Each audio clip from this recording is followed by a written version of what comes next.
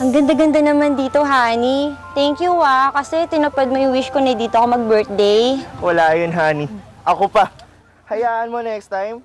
Sa Palawan naman tayo magbabakasyon. Talaga, honey? Oo naman. Thank you. Honey, look ko. Ang ganda. Sino kayo gumawa nito? Wow! Ang laki ng loob, para talagang palasyo. Wow. Uy, honey, wag. Baka masira yung sangkasa. Tara na.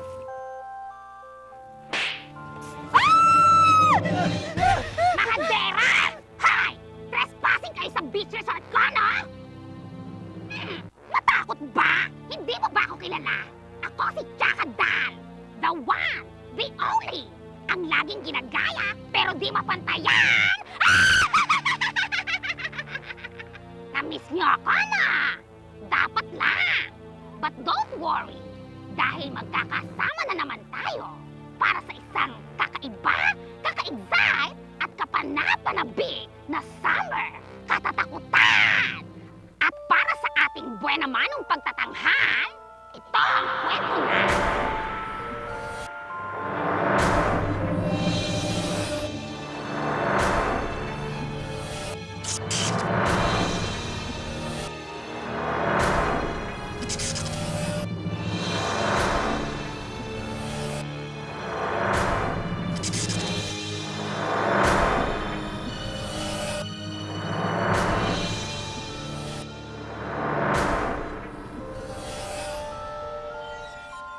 Shakoy ang dalawa!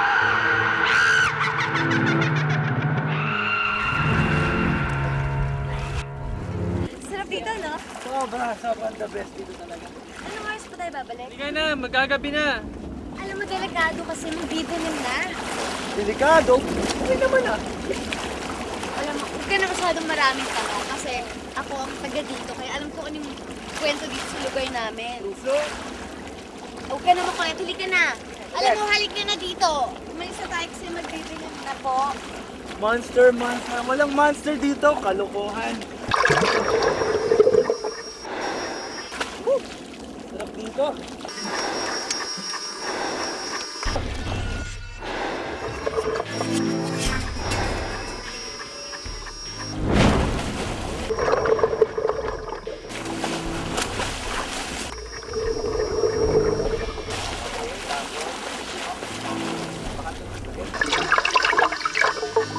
Wancho? Wancho, ano ka ba? Hindi ako nagbibiro! Asa ka na? Asa ka na? Wancho!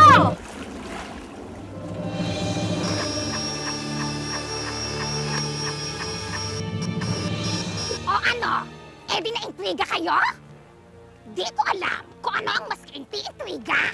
Ang pagtutupis ko o ang kwentong matutunghayan nyo. But in fairness, walang bilbilang lola niya. Di ba, Papa? Pero, may monster nga bang nagtatago sa dagat? Gaya ng pahiwatig ni May? Ano ang kagimbal-gimbal na sikretong nagtatago sa ilalim ng tubig? Aba, malay ko, no? Try nyo kayang manood. Ay, ang sweet ni Papa!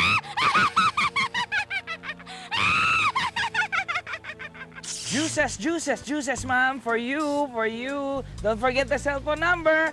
Ma'am, what can I do for you? Coffee, B&B, Mikoy. or me? Mikoy, halika nga rito. Bossing, alam mo, ikaw puro kalokohan eh. Alam mo naman, fundraising project ang pinunta natin dito para ma-rehabilitate yung mga resorts na sobrang commercialized. Hindi para maka-score sa mga chicks. Sorry, I'm just being hospitalized. Hospitable. Yun din yun eh. Hi, Mr. Silveta! Anyway, I'm candidate number 6. My name is Maria Vanessa Luciano. In short, Vanny from Pasig City! Well, What can I do for you, Miss Luciano? well, I know you don't remember me, but I remember you, Mr. Silveta. Kasi last year, nag-join ako sa contest nyo, no? At take note, I am candidate number 12. Pero, the year before that, naging candidate number 34 naman ako. So, sumali rin ako ulit. Pero, bago pa yon, After that, sumali ako mga after 2 years. Pero naging candidate number 12 naman ako noon. Kulang na nga lang tumaya ako sa loto eh. So, do you remember me na? Oo! Naalala ko na. Talaga? Alam mo, ang ganda ng mga cost ng mga contest na to, yung mga ginagawa mong ganito. Well, anyway, nasa number room 8 ako. Kung wala kang ginagawa, bored ka.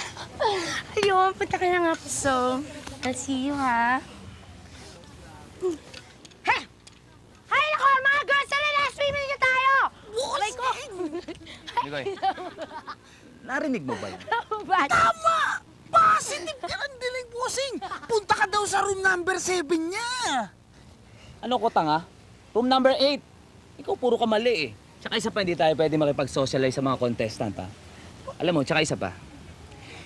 Hindi siya ang tipo ng babae ko. Oh, bossing naman. Hindi pa ba yun ang tipo? Eh kung hindi yan ang tipo ng babae nyo, ano ba ang tipo ng babae nyo?